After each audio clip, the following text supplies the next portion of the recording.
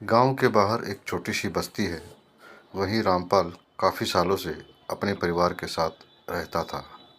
परिवार में पत्नी के अलावा दो बच्चे और बूढ़े माँ बाप थे।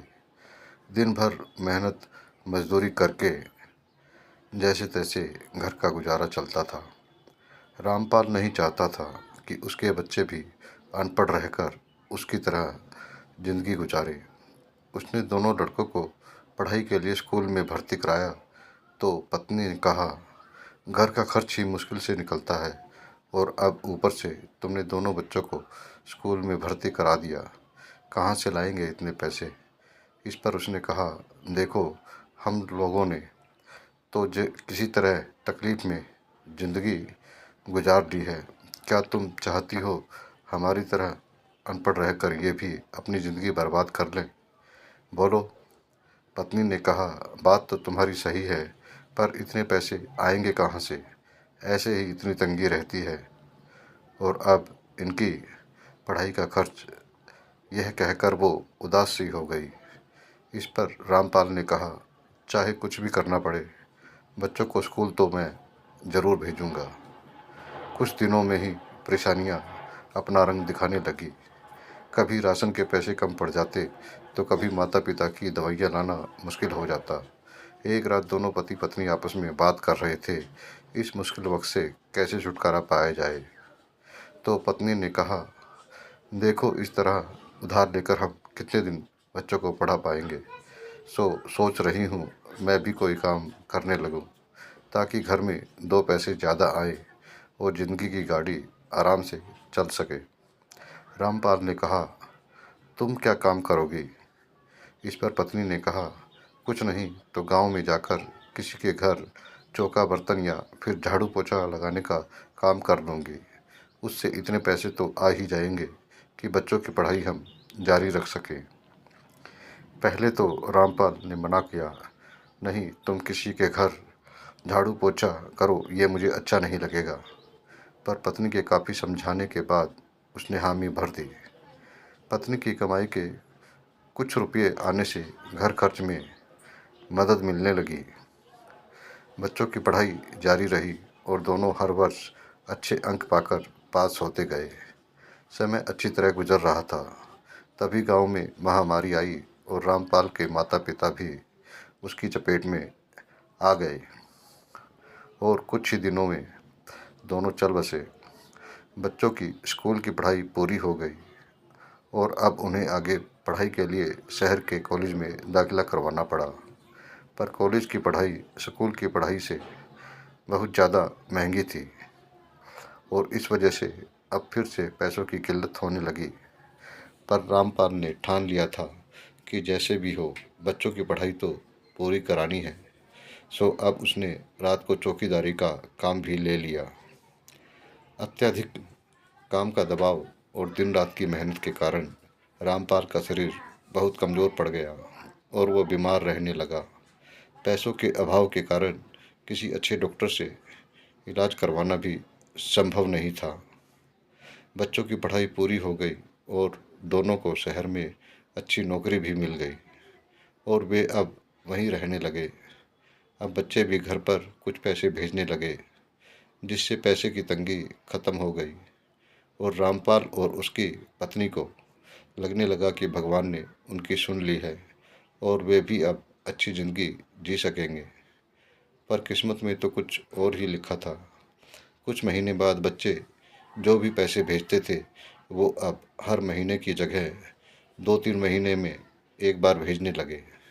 पूछने पर बोलते, पापा, यहाँ का खर्च ही पूरा नहीं हो पा रहा है, आपको कहाँ से भेजे पैसे। और फिर थोड़े दिन बाद पता चला बड़े बेटे ने शहर में उन्हें बिना बताए ही शादी कर अपना घर बसा लिया और छोटे ने भी किसी शहरी लड़की को पसंद कर रखा है। इस जानकारी के मिलने के बाद तो रामपाल पूरी तरह टूट गया और उसने बिस्तर पकड़ लिया। बीमार पड़ने के कारण चौकीदार की नौकरी भी चली गई और अब घर के राशन के लिए भी पैसे कम पड़ने लगे। कई कई दिन तक चूल्हा तक नहीं जल पाता। पैसों की तंगी के कारण रामपाल की पत्नी ने वापस झाड़ू पोछा का काम पकड़ लिया और अब उसी के सहारे किसी तरह घर का खर्च चल रहा था। एक दिन रामपाल को बहुत तेज बुखार आया, जो उतरने का नाम नहीं ले रहा था। डॉक्टर को दिखाने पर डॉक्टर ने कहा, इसे पूरे आराम की ज़रूरत है, वरना इसकी तबीयत ज़्यादा खराब हो जाएगी, और हिदायत दी कि उसे अस्पताल में भर्ती करा दिया जाए। पर अस्पताल में भर्ती करने के लिए पैसे कहाँ से लाए? और कोई रास्ता ना दिखने पर पत्नी ने बच्चों को एक चिट्ठी लिखी, तुम्हारे पिताजी बहुत बीमार हैं, अस्पताल में भर्ती करना पड़ेगा, जिसके लिए कुछ पैसों की सख्त ज़रूरत है। और उम्मीद करने लगी शायद 2-4 दिन में पैसे आ जाएंगे और वो उसे अस्पताल में भर्ती करा पाएगी। रामपाल को आज बुखार के कारण बहुत ठंड लग रही थी। चादर ओढ़कर खटिया पर अकेला पड़ा था। पत्नी भी मजबूरीवश उसको इस हालत में छोड़कर काम पर गई हुई थी। थोड़ी देर में किसी ने दरवाजे पर दस्तक दी, पर रामपाल आवाज़ को अनसुना कर बिस्तर पर पड़ा रहा। लेकिन दोबारा वापस दस्तक पड़ने पर उसने जैसे तैसे उठकर दरवाज़ा खोला तो देखा सामने डाकिया खड़ा था। उसने उसे एक चिट्ठी पकड़ा दी, जिसे लेकर वापस आकर रामपाल खटिया पर पड़ गया। उसे बेचैनी महसूस हो रही थी। अचानक उसका शरीर पसीने से भर गया और उसका गला सूख गया। उठकर वह पास ही पड़े घड़े से पानी पीने के लिए आगे बढ़ा, पर कमजोरी के कारण उसकी आंखों के सामने अंधेरा छा गया और वह चक्कर खाकर नीचे ज़मीन पर गिर पड़ा और वहीं उसकी मौत हो गई। शाम को जब पत्नी वापस घर आई तो घर में घुसते ही रामपाल को नीचे पड़ा देख घबरा गई।